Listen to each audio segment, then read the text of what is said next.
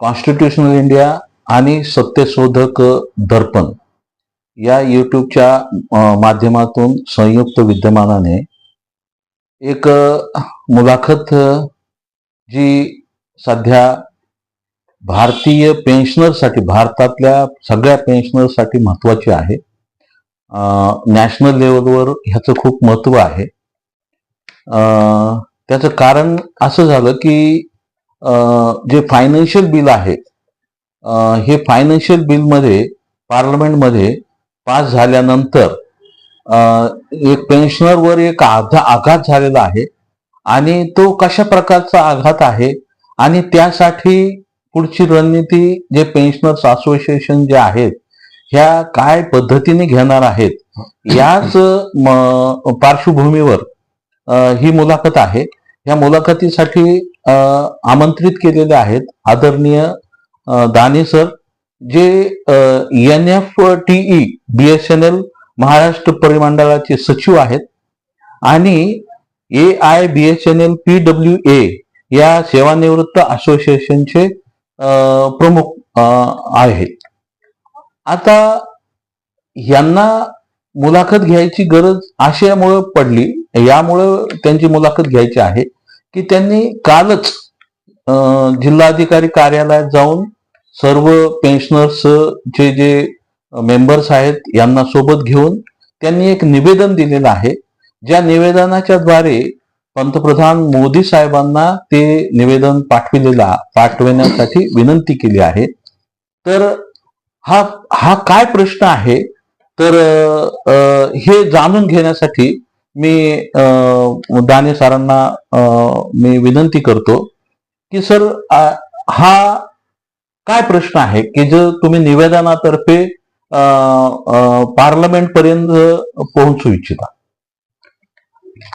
सर्वप्रथम मी constitutional India आणि सत्यशोधक दर्पण यांचे आभार मानतो की इतक्या महत्वाच्या आणि ज्वलंत प्रश्नासाठी आपण आज या ठिकाणी ही मुलाखत किंवा हा संवाद आयोजित केला. आज खरोखरच जे आपल्या भारतामध्ये सेंट्रल गव्हर्नमेंटचे किंवा स्टेट गव्हर्नमेंटचे जे पेन्शनर्स आहेत, त्या संपूर्ण पेन्शनर्सच्या मनामध्ये एक प्रकारे चिंतेचं वातावरण निर्माण झालेलं आहे. आणि ते चिंतेचं वातावरण यासाठी निर्माण झालेलं आहे की नुकतंच 23 मार्चला पार्लमेंटमध्ये एक बिल सादर केलं गेलं. त्याला फायनान्स बिल असं म्हटलं जातं. फायनान्स बिल सादर केलं आणि लोकसभेने ते स्वीकारलं. त्या फायनान्स बिलामध्ये ज्या वेगवेगळ्या तरतुदी आहेत, त्या तरतुदींपैकी त्याचा पार्ट 4 जो आहे, तर त्याच्यामध्ये पेन्शनच्या संबंधानं काही सुधारणा केलेल्या आहेत आणि त्याचा उल्लेख आहे. त्याचं नाव असं आहे त्या सुधारणांचं, validation of CCS pension rules 1972 and principles of expenditure for pension liabilities from consolidated fund of India. म्हणजे 1972चे जे पेन्शन रूल आहेत की जे 2021 मध्ये रिवाइज केले गेले पुन्हा, तर त्या पेन्शन रूलमध्ये आणि ही पेन्शन ज्या कन्सॉलिडेटेड फंडातून दिली जाते, ज्या केंद्र सरकारच्या एकत्रित फंडातून दिली जाते, त्याच्या संबंधी काही सुधारणा सुचवणारा या बिलामध्ये अंतर्भाव आहे. आणि त्या ज्या सुधारणा सुचवलेल्या आहेत त्या अतिशय त्याच्यामध्ये गंभीर बाब आहे आणि त्या गंभीर बाबीमुळे कुठंतरी पेन्शनर्सच्या मनामध्ये एक जबरदस्त अशा प्रकारची चिंता निर्माण झालेली आहे. एक गोष्ट महत्वाची अशी आहे की पेन्शन जे पेन्शनर्स आहेत त्या पेन्शनर्समध्ये विभागणी करण्याचा अधिकार या विधेयकाद्वारे किंवा या बिलाद्वारे सरकारला मिळालेला आहे. आणि पेन्शनर्समध्ये डिव्हिजन करणं किंवा विभागणी करणं, तर ही गोष्ट जो काही समान न्याय आहे आपल्या राज्यघटनेने दिलेला किंवा कायद्यासमोर समान आहोत सर्वजण आर्टिकल 14 नुसार, तर याच्यावर कुठेतरी हा विसंगत आहे किंवा आघात करणारा आहे असं या ठिकाणी मला नमूद करावंसं वाटतं. पण त्याच्यामध्ये विभागणी अशी केली आहे सर हं. की प्रत्येक वेळी पे कमिशन लागू झाल्यानंतर जे पे कमिशन दर 10 वर्षांनी सरकार जाहीर करतं आणि त्याचा अहवाल आल्यानंतर ते लागू करतात. हं. तर दर 10 वर्षानंतर पे कमिशन लागू झालं की आपोआप त्या पे कमिशनच्या अनुसरून त्याचा जो काही फिटमेंट फॉर्म्युला असेल हं. किंवा मल्टिप्लाइंग फॅक्टर असेल त्या पद्धतीने रिटायर्ड कर्मचाऱ्यांची पेन्शन सुद्धा रिवाईज केली जाते. हा आतापर्यंतचा हे आहे नियम आहे. आणि त्या नियमाला अनुसरून 1972चा बेसिक जो पेन्शन रूल आहे त्याच्यानुसार तर या नियमामध्ये सुधारणा करून आता पे कमिशन लागू होण्याच्या आधी रिटायर झालेले कर्मचारी आणि पे कमिशन लागू होण्याच्या नंतर रिटायर झालेले कर्मचारी अशी विभागणी करण्याचा अधिकार सरकारकडे या बिलाच्या द्वारे निर्माण होतो. आणि तो अधिकार प्राप्त झाल्यामुळे म्हणजे डेट ऑफ रिटायरमेंट याच्यामध्ये शंका विचारायची होती किंवा हा माझा प्रश्न आहे की काल निवेदन करीत असताना तुमच्यासोबत BSNLचे पेन्शनर्स होते. तर आम्हाला हे थोडस एक्सप्लोअर करा की BSNL ही एक कंपनी आहे सेंट्रल गव्हर्नमेंटची आणि सरकारी पेन्शन म्हणजे जी सेंट्रल गव्हर्नमेंटची पेन्शन आहे यामध्ये तुम्हाला कसं म्हणजे ह्याला तुम्ही कसं एक्सप्लेन करणार की कारण BSNL ही कंपनी असल्यामुळे पेन्शनचा विषय नाहीये पण तरीही BSNLचे पेन्शनर्स हे तुमच्या निवेदना देत असताना ते सोबत होते. तर ह्याबद्दल थोडस वापो का प्लीज. खूप महत्वाचा प्रश्न विचारला तुम्ही. त्याच्या आधी मी थोडं आणखी त्या प्रश्नाचं गांभीर्य स्पष्ट करण्याचा प्रयत्न करतो जे की अधोरेखित करणं आवश्यक आहे. सर असं आहे की हा जो कायदा किंवा कायद्यामध्ये जी सुधारणा केली गेली सर्वसाधारणपणे कायद्यामध्ये सुधारणा केल्यानंतर ज्या दिवशी राष्ट्रपतींची सही होईल त्या दिवशी नंतर तो कायदा अंमलात येतो असं एक सर्वसाधारणपणे आपण बघतो. पण या बाबतीमध्ये मात्र असं त्या कायद्यामध्ये नमूद केलेलं आहे की ही जी काही बिल पास झालं हा जो काही कायदा निर्माण झाला तो रिट्रॉस्पेक्टिव्ह इफेक्टने निर्माण झाला. म्हणजे 1972चे जे मूळ नियम आहेत पेन्शनचे CCS रूल तर तेव्हापासून हा बदल लागू झाला असं समजण्यात यावं अशा प्रकारची तरतूद त्याच्यामध्ये आहे. हे मला असं वाटतं की गंभीर बाब आहे. आणि यामुळे तातडीने असा एक आघात होणार आहे की आता सरकारने 8वा वेतन आयोग जाहीर केलेला आहे आणि 8व्या वेतन आयोगाचं काम सुरू झालेलं आहे. तर हा वेतन आयोग जाहीर करून त्याच्या रिकमेंडेशन्स येण्याच्या अगोदरच आज जे सेंट्रल पे कमिशन पेन्शनर आहेत ते डोळे लावून बसलेले आहेत की केव्हा आता हा वेतन आयोगाच्या शिफारशी येतील केव्हा लागू होतील आणि आपली पेन्शन रिवाईज होईल त्या प्रमाणामध्ये. तर त्याच्या आधीच सरकारने हे हा विभागणी करण्याचा अधिकार आपल्याकडे घेऊन लाखो पेन्शनरच्या पेन्शन रिव्हिजन त्या ठिकाणी धोक्यात आणलेली आहे म्हणजे असं आमचं मत झालेलं आहे. म्हणजे ह्या फायनान्शियल बिलमुळे जो भयंकर धोका आहे हा धोका मुख्यतः हा लाखो पेन्शनर 8व्या वेतन आयोगाच्या शिफारशी लागू झाल्यानंतर सुद्धा जर सरकारने या कायद्याची अंमलबजावणी करायचं ठरवलं तर लाखो पेन्शनरची पेन्शन रिवाईज होणार नाही हा त्यातला एक प्रमुख धोका आहे. आणि त्यामुळे जे आज आयुष्यभर ज्यांनी सरकारी सेवेमध्ये आपलं पूर्ण आयुष्य घालवलं एक प्रकारे समाजाची सेवा केली एक राज्यघटनेने जी जबाबदारी दिली कल्याणकारी राज्य व्यवस्थेची मला सर आपली भूमिका विचारायचा आहे पुढचा की भारत स्वतंत्र होत असताना आम्ही येतो तिकडं नाही भारत स्वतंत्र होत असताना फ्रीडम फायटर्सनी एक स्वप्न पाहिलं होतं जे स्वप्न होतं वेलफेअर स्टेटचं. वेलफेअर स्टेटमध्ये असं स्वप्न होतं की नवीन भारतामध्ये आपण लोकांचं कल्याण करू. जे ब्रिटिशांच्या काळामध्ये जो अन्याय व्हायचा त्या अन्यायाच्या विरुद्ध कल्याणकारी राज्य निर्माण होईल हे कन्सेप्ट समोर आलं होतं आणि हे कन्सेप्ट आपल्या कॉन्स्टिट्यूशन मध्ये मान्य झालेलं आहे. कॉन्स्टिट्यूशनल मॅन्डेट म्हणून आपण वेलफेअर स्टेट या कन्सेप्टला पाहतो. मग फायनान्शियल बिल आणल्यानंतर ह्या नवीन बिलामध्ये असं दृश्य दिसतंय की ज्यांनी जन्मभर ह्या डिपार्टमेंटची सेवा केली, डिपार्टमेंटची सेवा का केली की मला म्हातारपण आल्यानंतर मला या पेन्शनचा आधार भेटल आणि इवन ज्या ज्या अपॉइंटमेंट्स झाल्या गेल्या त्या ऑन द बिहाफ ऑफ प्रेसिडेंटच्या रिप्रेझेंटेटिव्हनी अपॉइंटमेंट केलेल्या किंवा खुद्द प्रेसिडेंटनी केलेल्या आहेत. मग त्यांनी ज्यावेळेस अपॉइंटमेंट दिल्या त्या अपॉइंटमेंटच्या वेळेसच एक कमिटमेंट होतं की नाही तुम्हाला आम्ही पेन्शन देणार आहोत, तर जन्मभर तुम्ही काम करा आणि तुम्हाला रिटायरमेंट नंतर आम्ही पेन्शन ही कल्याणकारी योजना तुमच्यावर राबविणार आहोत. मग ह्या फायनान्शियल बिलद्वारे त्यांना हे काय इंडिकेट करायचंय की हे कॉन्ट्रोवर्सी वाटत नाही का?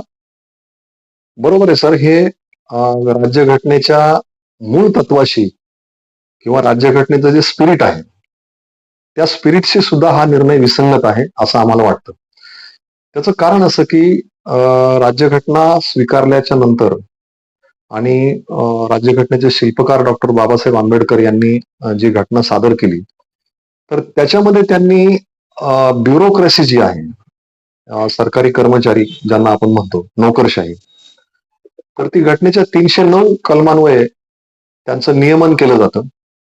त्यांच्या सर्व्हिस कंडिशन, टर्म्स कंडिशन वगैरे ठरवल्या जातात आणि याला त्यांनी एक स्टेबल गव्हर्नमेंट या दृष्टीने पाहिलं. निवडून दिलेलं सरकार येईल जाईल पण ही ब्युरोक्रेसी स्टेबल आहे आणि त्यामुळे राज्यघटनेचा जो काही कार्यक्रम अंमलात आणायचा आहे तो कार्यक्रम या स्टेबल ब्युरोक्रेसीच्या किंवा स्टेबल गव्हर्नमेंटच्या माध्यमातूनच अंमलात आणला जाऊ शकतो. आणि त्या दृष्टीने त्या स्टेबल गव्हर्नमेंटला जे संरक्षण पाहिजे, ज्या सुविधा पाहिजे, ज्या सवलती पाहिजे, जी भविष्याची हमी पाहिजे, की त्यांनी कुठल्याही प्रकारे त्यांच्या कुटुंबाची, म्हातारपणाची, आजारपणाची कुठल्याही प्रकारची काळजी त्यांच्या मागे नसावी आणि त्यांनी डिव्होशन जे आहे ते डिव्होशन राज्यघटनेने जी जबाबदारी त्यांच्यावरती दिलेली आहे ती जबाबदारी पार पाडता यावी त्यांना निर्भयपणे आणि कुठल्याही चिंतेशिवाय किंवा भविष्याच्या काळजीशिवाय या दृष्टिकोनातून राज्यघटनेमध्ये ही बाब स्वीकारलेली गेलेली होती असं मला या ठिकाणी नमूद करावं असं वाटतं. कारण असं आहे की पेन्शन सर ही 1881 मध्ये सुरू झाली आणि पेन्शन सुरू कोणी केली? ब्रिटिश गव्हर्नमेंटने केली. Royal commission on civil establishment असं जे कमिशन आलं होतं त्या कमिशननी सरकारी कर्मचाऱ्यांना पेन्शन लागू केली. पण त्यांचा उद्देश वेगळा होता. त्यांचा उद्देश हा होता की ब्रिटिश साम्राज्याशी प्रामाणिक राहावं, कुठल्याही प्रकारे विरोध करू नये किंवा आपलं राज्य बिनमोबत चालू राहावं, हा त्यांचा उद्देश होता. पण पुढे चालून ती तरतूद 1919च्या इंडिया ऍक्ट मध्ये किंवा 1935च्या इंडिया ऍक्ट मध्ये पण चालू राहिली आणि राज्यघटना स्वीकारताना त्याला एक वेगळं स्वरूप आलं. आणि ते स्वरूप असं आलं की स्वतंत्र भारताची रचना करण्यासाठी एक स्टेबल गव्हर्नमेंटची जी भूमिका आहे त्या भूमिकेला अनुसरून याचं एक वेगळं महत्व आहे. आणि ते महत्व सुप्रीम कोर्टाने 1983 मध्ये BS नकारा व्हर्सेस युनियन ऑफ इंडिया या केसमध्ये जो निकाल दिला तो या राज्यघटनेच्या स्पिरिटला अनुसरून दिला असं आम्हाला या ठिकाणी नम्रपणाने नमूद करावं असं वाटतं. सुप्रीम कोर्टाने असं स्पेसिफिकली म्हटलं की पेन्शन ही काही देणगी किंवा इनाम नाही, तर पेन्शन हा हक्क आहे, फंडामेंटल राईट. आणि हक्क यासाठी आहे की राज्यघटनेच्या कलम 21 प्रमाणे नागरिकांना सन्मानाने जीवन जगण्याचा अधिकार जो बहाल केलेला आहे त्याचाच भाग म्हणून कर्मचाऱ्यांना पेन्शन दिली जाते, हा त्याचा एक भाग समजला जातो. त्याने आर्टिकल 300A मध्ये जे प्रकारे तुम्हाला प्रॉपर्टी बेअर करण्याचं जे अधिकार दिलेले, कारण तुम्ही स्वतःची प्रॉपर्टी परचेस करू शकता. बरोबर. पेन्शनला प्रॉपर्टीच्या इक्विव्हलंट समजल्या गेलेला आहे आणि हा. वृद्धापकाळामध्ये तुम्ही केलेल्या सर्व्हिसच्या बदल्यामध्ये Yes. तुमच्या वृद्धापकाळाची हमी, एक सामाजिक सुरक्षा, या दृष्टीनं त्याला एक हक्काचं महत्व त्या ठिकाणी दिलेलं आहे आणि त्याच्यावरच कुठेतरी हस्तक्षेप करून गदा आणण्याचं काम या फायनान्स बिलाच्या मार्फत झालेलं आहे आणि ही अतिशय गंभीर बाब आहे. दुसरा एक मुद्दा, त्याच्या टायटलमध्ये जे लिहिलं व्हॅलिडेशन ऑफ, त्यात एक असा भाग आहे की principles of expenditure on pension liabilities from consolidated fund of India आहे. तर कन्सॉलिडेटेड फंडातून पेन्शन दिली जाते. खरं म्हणजे याच्याशी काही वेगळं दुरुस्ती करावी, सुधारणा करावी असं काहीच नाही. उलट याच्यातली सुधारणा म्हणजे काय, तर पेन्शन निश्चितीची हमी काढून घेणं असाच त्याचा अर्थ होईल. कारण याच्यात काय सुधारणा करणार, की कन्सॉलिडेटेड फंड ऑफ इंडिया म्हणजे काय, की भारत सरकारकडे ज्या ज्या मार्गांनी पैसा येतो, डायरेक्ट टॅक्सेस, इनडायरेक्ट टॅक्सेस, लोनचं रिपेमेंटचा हप्ता, पब्लिक सेक्टरच्या कंपन्यांच्या मार्फत मिळालेला डिव्हिडंड किंवा प्रॉफिट किंवा सगळ्या मार्गाने जो पैसा येतो त्या फंडातून पेन्शन दिली जाते. म्हणजे त्याची एक प्रकारे हमी आहे. आपण बघितलं कोरोना काळामध्ये खूप मोठं संकट आलं होतं, पण पेन्शन कुणाची एक दिवस सुद्धा उशिरा झाली नाही. सरकारने डीए उठवला कर्मचाऱ्यांचा की पैसे नाही, सरकारचा खर्च झाला, पण कन्सॉलिडेटेड फंडातून दिली जात असल्यामुळे पेन्शन मात्र बंद झाली नाही किंवा एक दिवस उशीर झाला नाही. आता जी इतकी इंटॅक्ट आहे आणि ज्याला एक सॅक्रोसॅन्क्ट, ज्याला आपण म्हणतो सँक्टिटी आहे, पावित्र्य अशा अर्थाने, तर त्याच्यात काहीतरी सुधारणा करू इच्छिता तुम्ही, याचा अर्थ ते तुम्ही डायल्यूट करू इच्छिता किंवा ते वेगळ्या पद्धतीने देण्याचा तुमचा मानस तर नाही ना, याची पण एक मोठी चिंता कर्मचाऱ्यांच्या मनामध्ये आहे. कारण असं जर केलं गेलं की कन्सॉलिडेटेड फंडातून काढून जर उद्या असं म्हटलं की बजेटरी सपोर्टच्या द्वारे पेन्शन देऊ, तर ती मिळेल किंवा नाही मिळेल याची शाश्वती राहणार नाही. सर ह्याच्यामध्ये भयानक अशा प्रकारचं एक वातावरण, ह्याच्यामध्ये एक शंका मला उपस्थित करायची होती की बीएसएनएफ हे 2000 ला सुरू झालं. काही कर्मचारी डीओटीचे बीएसएनएल ला कन्व्हर्ट झालेले आहेत. त्यांना सुरुवातीला ते म्हणजे बीएसएनएल ला ते जॉईन झाले, तर पण त्यांच्या काही 10 वर्ष, काही 15 वर्ष, काही 20 वर्ष अशा सर्व्हिस झाल्या होत्या डीओटी मध्ये. तर डीओटी मध्ये सर्व्हिस होत असताना त्यांच्या पगारातूनच पेन्शन साठीचा काही पोर्शन ऑफ पेमेंट ते कट झालेलं आहे आणि ते कन्सॉलिडेटेड फंड मध्ये ऍड झालेलं आहे. त्याच्याविषयी एकेकाळी त्या कर्मचाऱ्याचाच पैसा तुम्ही कन्सॉलिडेटेड फंड मध्ये जमा करण्यासाठी घेतला, पण रिटायरमेंट झाल्यानंतर त्याच कन्सॉलिडेटेड फंडला तुम्ही फिजिकल डिपॉझिटला तुम्ही ऍडजस्ट करण्यासाठी तुम्ही जी भूमिका घेताय, ही भूमिका तुम्हाला अनकॉन्स्टिट्युशनल वाटत नाही काय? अगदी बरोबर आहे, अनकॉन्स्टिट्युशनलच आहे ही भूमिका, कारण ती मूलभूत हक्काच्या विरोधी जाणारी आहे आणि पेन्शनच्या हक्कासंबंधी सर्वोच्च न्यायालयाने जो निकाल दिलेला आहे त्याच्याशी पण विसंगत आहे. पण बीएसएनएलच्या बाबतीमध्ये सर असं आहे की डिपार्टमेंट ऑफ टेलिकॉम सर्व्हिसेस आणि डिपार्टमेंट ऑफ टेलिकॉम ऑपरेशन्स हे दोन डिपार्टमेंट मर्ज करून 2000 मध्ये बीएसएनएलची स्थापना झाली आणि ते बीएसएनएलचं एक महामंडळ झालं. तर त्या महामंडळ होताना त्यावेळी national federation of telecom employees, ज्या संघटनेचा मी महाराष्ट्राचा सेक्रेटरी आहे, तर त्या संघटनेने इतर 2 संघटनांना बरोबर घेऊन त्या काळी 3 दिवसांचा एक देशव्यापी संप घडून आणला. आणि तो संप यासाठी होता की उद्या महामंडळ झाल्यानंतर आमच्या पेन्शनचं काय होणार आणि आमच्या जॉब सिक्युरिटीचं काय होणार. तर हे महत्वाचे प्रश्न घेऊन जो संप केला, त्या संपामध्ये ग्रुप ऑफ मिनिस्टर्स, त्या काळामध्ये वाजपेयींचं सरकार होतं, तर त्यांच्या काही मंत्रिमंडळातले मंत्री आणि आमच्या संघटनेचे नेते कॉम्रेड ओमप्रकाश गुप्ता हे जे होते, तर त्या दरम्यान जो करार झाला आणि त्या करारामध्ये सर एक अत्यंत महत्वाची अशी तरतूद केली गेली, ती अशी की बघा, महामंडळामध्ये पेन्शन नाही, म्हणजे सरकारी पेन्शन जी मिळते ती महामंडळामध्ये नाही, एसटी मध्ये नाही, एमएससीबी मध्ये नाही किंवा कुठल्याच पब्लिक सेक्टर अंडरटेकिंग मध्ये नाही. पण बीएसएनएलच्या कर्मचाऱ्यांना मात्र ती पेन्शन सरकारच्या फंडातून दिली जाते, इतर सरकारी कर्मचाऱ्यांप्रमाणे. ती पण कशी दिली जाते सर, की डीओटी मध्ये जी सर्व्हिस झाली ती सर्व्हिस आणि बीएसएनएल मध्ये जी सर्व्हिस झाली, त्या दोन्ही सर्व्हिस कंबाईन करून त्या एकत्रित सर्व्हिसवरती सरकारी पेन्शन दिली जाते. मला असं वाटतं की हा एक महामंडळ तर हे बीएसएनएलच्या बाबतीमध्ये त्या संपाचा परिणाम आणि कॉम्रेड ओपी गुप्तांची जी दूरदृष्टी होती त्याच्या परिणामी असं झालं की गुप्ताजींनी फक्त आश्वासनावर संप मागे घेतला नाही, तर त्या ठिकाणी त्यांनी अशी मागणी केली की महामंडळातल्या कर्मचाऱ्यांना सरकारी पेन्शन द्यावी असा कायदा करा.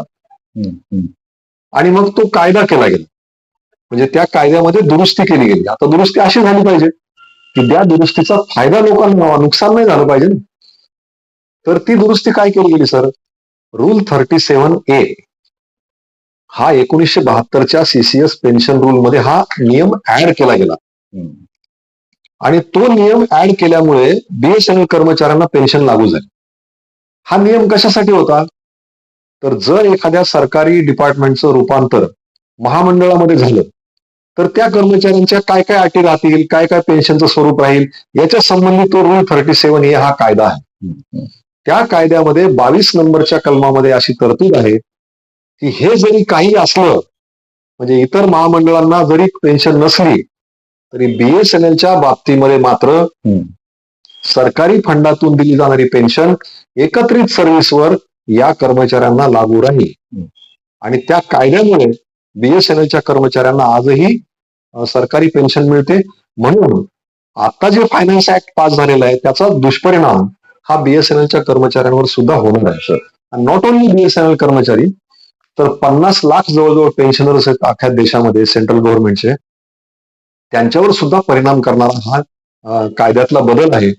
आणि त्यामुळे सरकारने अशा प्रकारे ज्येष्ठ नागरिकांच्यावर, ज्यांनी जनतेची आणि देशाची सेवा केलेली अशा नागरिकांच्या हक्कावरती अशी गदा आणणं ही अत्यंत दुर्दैवाची गोष्ट आहे. त्यामुळे आमचं त्या ठिकाणी सर्व संघटना असोसिएशननी एकत्र येऊन national coordination committee of pensioner welfare association अशी एक स्थापन केलेली आहे. आणि त्या कमिटीच्या वतीने काल जिल्हाधिकारी कचेरीवर ठिकठिकाणी निदर्शनं झाली देशभर. तुम्ही जो उल्लेख केला ते निवेदन त्या ठिकाणी आम्ही जिल्हाधिकारी कार्यालयामध्ये दिलं. आणि सरकारने कळकळीची विनंती केली की वेलफेअर मेजर म्हणून, सिक्युरिटी मेजर म्हणून, सामाजिक सुरक्षा म्हणून जी पेन्शन दिली जाते त्याच्यावर कुठल्याही प्रकारचं जे मळब आलेलं आहे या कायद्याने ते मळब दूर करावं आणि पुन्हा एकदा पेन्शन एन्श्युअर करावी, अशा प्रकारची आम्ही केंद्र सरकारला कळकळीची विनंती करत आहोत. आता या संदर्भामध्ये पुढचं युद्ध कसं असेल तुमचं? या संदर्भामध्ये एक असं आहे की डीओपी अँड पीडब्ल्यू नावाचं एक डिपार्टमेंट आहे, department of pension and pensioner welfare. हे केंद्र सरकारचंच आहे. तर त्यांच्या सेक्रेटरीने असा खुलासा केला की कर्मचाऱ्यांनी काही चिंता करण्याचं कारण नाही, आम्ही त्यांना पेन्शन रिव्हिजन देऊ. Yes yes. मला वाटतं निर्मला सीतारामन अर्थमंत्री त्यांनी पण अशा प्रकारचा खुलासा केलेला आहे.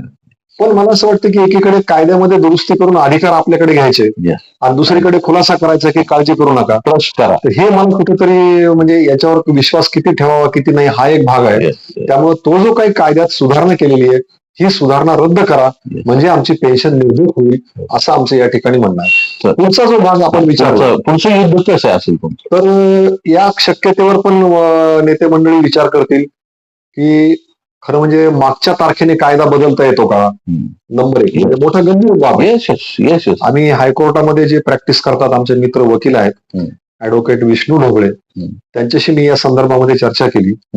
आणि त्यांनी पण आज सांगितलं की अशा प्रकारे रिट्रॉस्पेक्टिव्हली जर कायदा दुरुस्त करण्याची भूमिका जर त्याच्यामध्ये नमूद केलेलं असेल तर त्याला आपण चॅलेंज करू शकतो आणि त्याची कॉन्स्टिट्युशनल व्हॅलिडिटी सुद्धा चॅलेंज होऊ शकते. अशा पद्धतीचं मत त्यांनी व्यक्त केलं. सिनियर लॉयर आहेत आणि त्या पद्धतीचं नॅशनल लेवलची लिडरशिप सुद्धा विचार करेल, जेणेकरून लिटिगेशनच्या मार्फतही याला आम्ही आव्हान देऊ. पण त्याचबरोबर 50 लाखाची संख्या म्हणजे काही कमी नाही. आणि आज ना उद्या याचा परिणाम स्टेट गव्हर्नमेंटच्या कर्मचाऱ्यांवर पण होणार आहे जे पेन्शन घेतात. तर ते सुद्धा संघटित होतील आणि एक मोठी संघटित ताकद देशामध्ये जर उभी राहिली या सेवानिवृत्त कर्मचाऱ्यांची, तर मला नाही वाटत की सेवानिवृत्त कर्मचारी जे दीनदुबळे आहेत, त्यांना उपजीविकेचं साधन नाही, त्यांना कुठल्या प्रकारची काही हमी नाही, अशा कर्मचाऱ्यांना किंवा अशा नागरिकांना किंवा अशा कर्मचाऱ्यांच्या बाबतीमध्ये असा निर्णय घेणं हे कुठल्याच बाबतीमध्ये समर्थनीय नाही. आणि हा सरकारने निर्णय मागे घ्यावा अशी आमची कळकळीची विनंती आहे. सर आता हे होते श्री दानी सर, जे पूर्ण महाराष्ट्राचे पेन्शनरचे अध्यक्ष आहेत, पेन्शनर असोसिएशनचे अध्यक्ष आहेत. आणि कन्क्लूड करीत असताना मला या ठिकाणी एवढंच म्हणायचंय की अनकॉन्स्टिट्युशनल ऍक्ट पार्लमेंटमध्ये जर पास होत असेल तर त्याला ज्युडिशरीमध्ये चॅलेंज करता येईल. कारण ऍज अन ऍडव्होकेट आम्ही असं म्हणू शकतो की अनकॉन्स्टिट्युशनल ह्याच्यामध्ये काय आहे की जे कॉन्स्टिट्यूशनचं स्पिरिट आहे इक्वॅलिटीचं, जे कॉन्स्टिट्यूशनचं स्पिरिट आहे वेलफेअर स्टेटचं, हे इथं डॅमेज होताना दिसतंय, हे व्हायलेट होताना दिसतंय. आणि ज्या गोष्टी इन कॉन्स्टिट्यूशनच्या स्पिरिटला डिस्टर्ब करणाऱ्या आहेत, ज्या व्हायलेट करणाऱ्या आहेत, त्याला हायकोर्टामध्ये सुप्रीम कोर्टामध्ये आपण चॅलेंज करू शकतो. ही एक बाब झाली. दुसरी बाब आहे की कॉन्स्टिट्यूशन बनवतानाच बाबासाहेबांनी शिवाजी महाराजांचं जे स्वराज्याचे स्वप्न होतं, शिवाजी महाराजांचं स्वप्न होतं स्वराज्य करायचं. स्वराज्यामध्ये काय होतं की त्यांना लोकशाही म्हणजे लोकांचं राज्य पाहिजे होतं. ते शिवाजी महाराज त्याचमुळे म्हणतात की हे लोकांचे राज्य होते. आणि लोकांच्या राज्यामध्ये लोकांना जस्टिस मिळत होता. तेच स्वप्न बाबासाहेबांनी कसं पुढे आणलं कॉन्स्टिट्यूशनद्वारे की फ्रॅटर्निटी, इक्वॅलिटी आणि फ्रीडम, जस्टिस ह्या मूळ तत्वांना त्यांनी कॉन्स्टिट्यूशन मध्ये इन्क्लूड करून, प्रिअम्बल मध्ये इन्क्लूड करून त्यांना हे दाखवायचं होतं की नाही, आता इक्वॅलिटी आता स्वतंत्र भारत झाल्यानंतर होणार आहे. पण पेन्शनर्स लोकांचा जर तुम्ही पेन्शनच्या बाबतीमध्ये जर अन्यायकारक निर्णय घ्याल तर याच्यामध्ये इक्वॅलिटी ही डिस्टर्ब होते. तुमची जी प्रॉपर्टी आहे याच्यामध्ये जे पैसा आहे, पेन्शन ही एक प्रॉपर्टी आहे. पैसा मूव्हेबल प्रॉपर्टी आहे. ही प्रॉपर्टी तुमची डिस्टर्ब करून ज्या धनदांडगे लोक आहेत, जे कॅपिटलिस्ट माइंडचे लोक आहेत, त्यांना सबसिडी देऊन, जे की बीएसएनएलच्या बाबतीत मागच्याच 2 दिवसापूर्वी ते न्यूज होती की त्यांनी 10 वर्षाचं जे बिल आहे ते बिल, त्याच्यावर तुम्ही 2 सेकंद बोला कन्क्लूड करीत असताना सुद्धा, की करोड रुपयाचं त्याच्यामध्ये बीएसएनएलने बिल न दिल्यामुळं जिओला त्याचा फायदा झालेला आहे. जर कॉन्स्टिट्यूशन मध्ये कॅपिटलिस्ट माइंडसेट नाहीये, तो सोशलिझम मध्ये नाही, मिक्सड इकॉनॉमीची जी भूमिका आहे ती कॉन्स्टिट्यूशनने घेतलेली आहे. तर याच्यामध्ये कॉन्स्टिट्यूशनलचं जे मॅन्डेट आहे त्या मॅन्डेटला जर डिस्टर्ब होतोय तर अशा पद्धतीच्या भूमिकेमध्ये, अशा पद्धतीच्या ऍक्टमध्ये आपण सुप्रीम कोर्टामध्ये जे अपेक्स कोर्ट आहे तिथं आपण चॅलेंज करू शकतो. हेच मला इथं सांगायचं होतं. 2000ला बीएसएनएलचं फॉर्मेशन झालं, पण 2000च्या अगोदर जे कर्मचारी बीएसएनएल मध्ये कन्व्हर्ट होण्याच्या अगोदर जे डीओटी मध्ये होते, तर डीओटी मध्ये असताना त्यांचे जे सबस्क्रिप्शन, त्यांचं जे कॉन्ट्रीब्युशन आहे ते कॉन्सोलिडेटेड फंडकडे जात होतं ते नोकरी करीत असताना. आणि मग त्याच्या आधारेच त्यांना पेन्शन ही फिक्स झालेली आहे किंवा त्याच फंडातून त्यांना पैसे भेटत आहेत. मग मला हा प्रश्न पडतोय की कॉन्सोलिडेटेड फंडला डिस्टर्ब करण्याची ह्या फायनान्शियल बिलमध्ये म्हणजे का प्रोव्हिजन केली? हा एक सर प्रश्न अतिशय महत्वाचा आहे.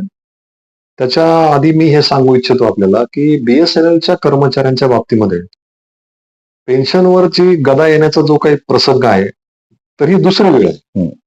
आता हे जे फायनान्स बिल पास झालं ही दुसरी वेळ आहे. पहिली वेळ कधी आली होती तर पहिली वेळ आली होती 2006 मध्ये. आपल्याला आठवण करून देतो मी की 2006 मध्ये केंद्र सरकारने त्या काळच्या असं सर्क्युलर काढलं की बीएसएनएल कर्मचाऱ्यांना कन्सॉलिडेटेड फंडातून जी पेन्शन दिली जाते ती कशी दिली जाईल, तर बीएसएनएल सरकारकडे जे पैसे भरेल, मग त्याच्यामध्ये 3 मार्गांनी सरकार बीएसएनएल कडे पैसे भरतं. Number 1 licence fee, number 2 dividend आणि नंबर 3 लायसन्स फी, डिव्हिडंड आणि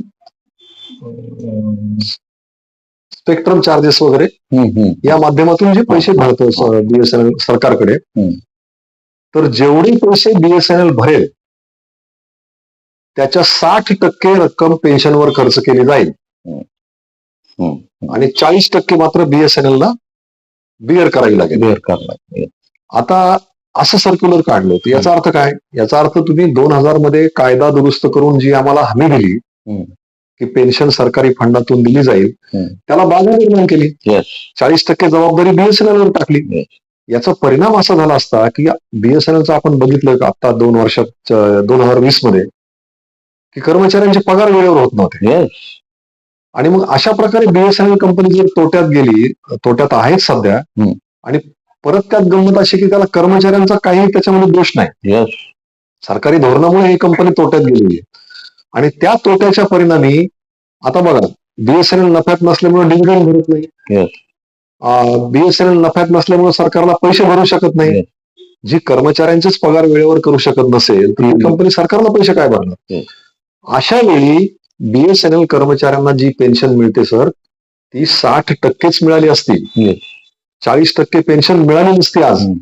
हा एक धोका 2006 मध्ये निर्माण झाला आणि त्याच्या विरुद्ध सातत्याने संघटनेने आंदोलनं केली, पाठपुरावा केला आणि 2016 मध्ये मी मुद्दाम अंडरलाईन करतो की आमचे जे कॉम्रेड चंदेश्वर सिंग आहेत, जनरल सेक्रेटरी एनएफटीचे, त्यांनी पंतप्रधानांना पत्र दिलं की तुमच्याच वाजपेयी सरकारने आमच्या बरोबर अशा प्रकारचे अग्रीमेंट केलेलं आहे आणि ते अग्रीमेंट व्हायोलेट करणारा हा निर्णय आहे 2006 मध्ये, हा निर्णय तुम्ही रद्द करा.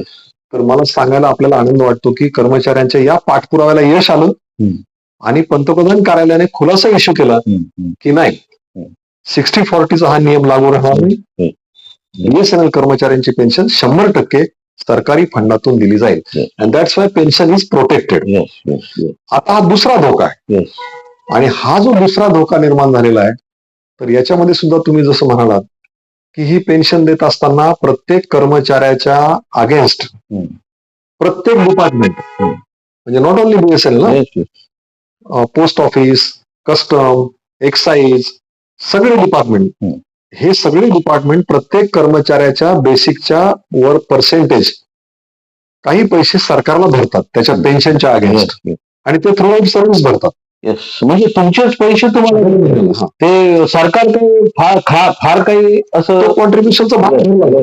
बीएसएनएलच्या बाबतीत आणखी एक बाब अशी आहे की सगळ्या केंद्र सरकारी कर्मचाऱ्यांना ऍक्च्युअल जे बेसिक असेल त्याचं, त्या बेसिकची पर्सेंटेज भरली जाते. बीएसएनएलच्या बाबतीत तसं नाही.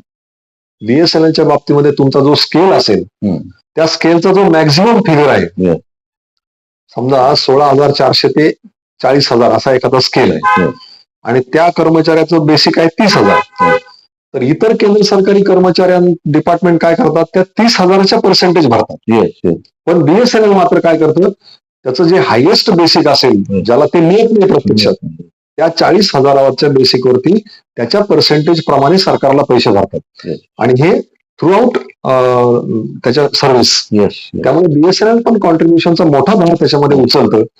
म्हणून एक प्रकारे सरकारचे उत्तरदायित्व आहे की त्यांनी या पद्धतीचा निर्णय चुकीचा घेऊ नये. नाही, ह्या माध्यमातूनच आमची अशी विनंती आहे की सरकारने या बाबतीमध्ये सखोल चर्चा करून, सखोल विचार करून, चिंतन मनन करून पेन्शनरच्या ज्या कल्याणकारी योजना आहेत या योजनाला सपोर्ट करावा, अशी ह्या युट्यूबच्या माध्यमातून आमची विनंती असणार आहे.